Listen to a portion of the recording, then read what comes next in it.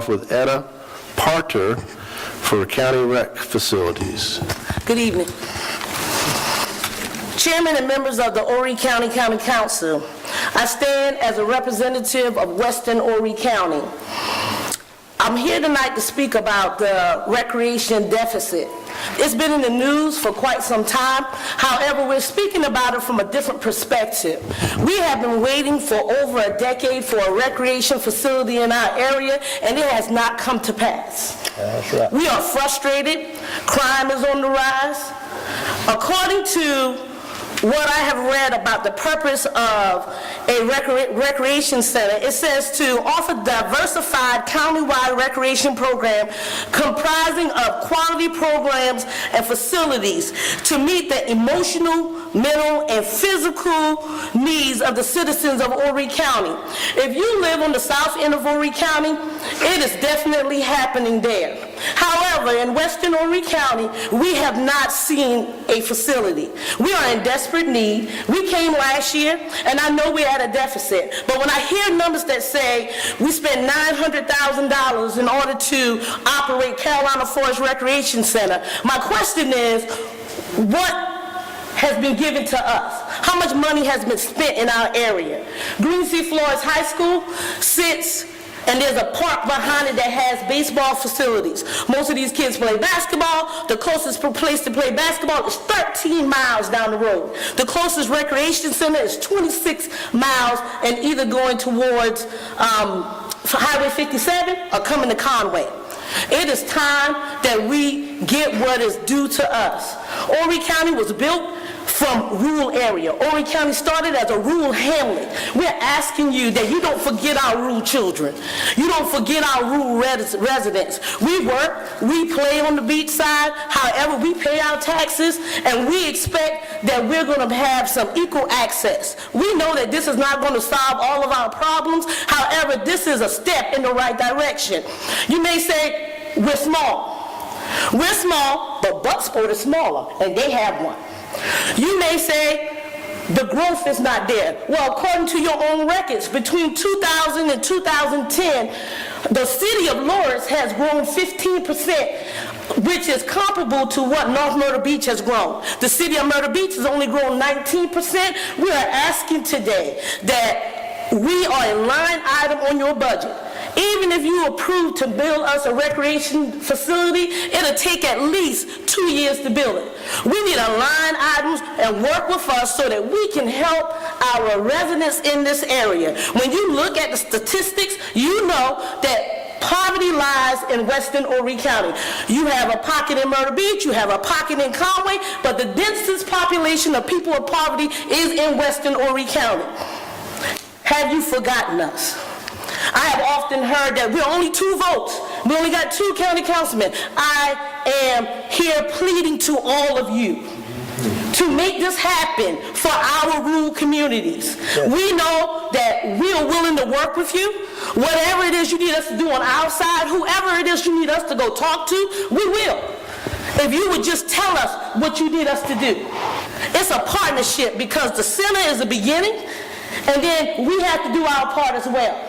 Because regardless of where you put it, we're still going to have to get the kids there.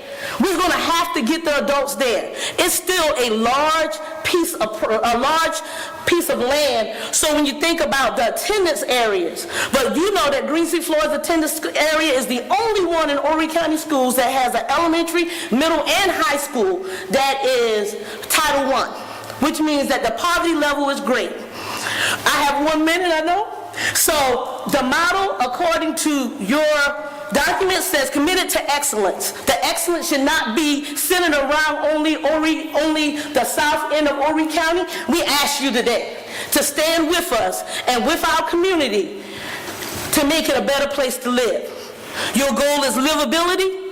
If you add some things in our area, the livability will be better.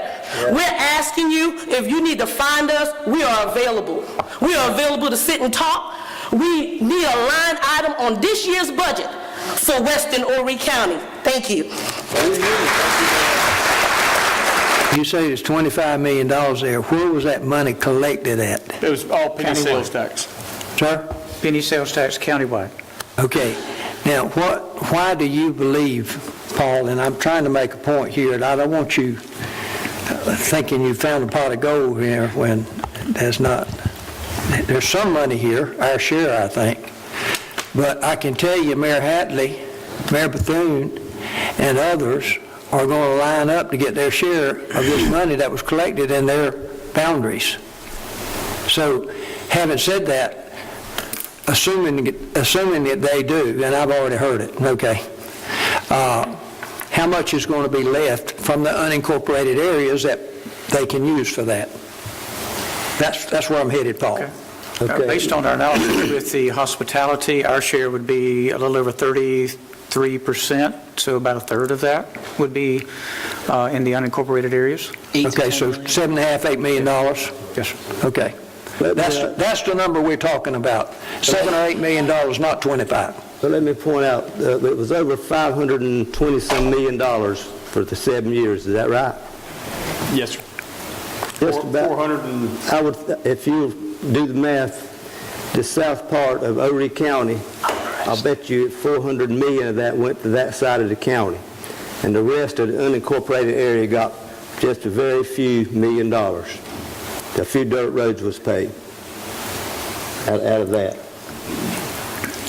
And I think your numbers will prove that I'm right.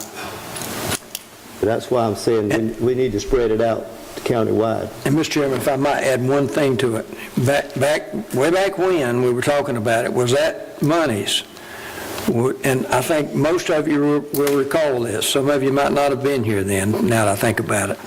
But it was that we would split it up equally around the county in every council district. So, you know, when you look at it from that perspective, you take 8 million, 7 million, whatever it go end up being, and divide it by 12, you can see then, Paul, that that's a much smaller amount of money. But if you call that fair, I'll tell you what. Can just, maybe because this is probably the best funding mechanism for these rec centers out in western Horry County, do we have any update on when we can expect that report back regarding the impact fee ordinance? And to me, that's probably going to be the best form of revenue for building the capital improvements that they're looking for. We expect the initial report back into June, July, so any time now we should be receiving that from the consultant. And if it's positive and we're able to put an ordinance together, we could get that for third reading by September? I don't think we can do it that quick. It's probably going to be closer to something that you would work into the budget for the next budget year, FY21. Mr. Chairman, could we do this, Mr. Chairman?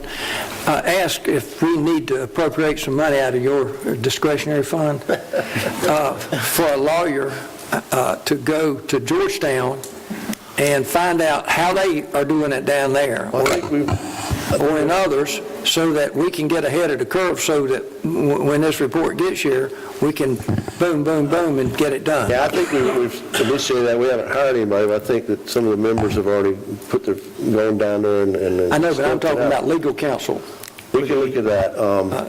I was hoping to get this report back to see exactly what we could do, and then start, if we had to hire somebody. Then It'd be nice to know what they are doing that obviously is working for them, right, Counselor? Agreed. The proposal from the Tischler Bice includes an element of legal fees. So they would assist us in preparing the ordinance for consideration of council as well. Well, we can move forward on that then as soon as possible. All right, I've got Mr. Allen and Mr. Howard, and we still need to vote on the main motion. So, Mr. Allen? Motion's already... Thank you, Mr. Chairman. And so if I've just got a scenario, how much is it currently costing us to keep the South Strand, Carolina Forest, and the North Strand rec centers open and operating per center and a total?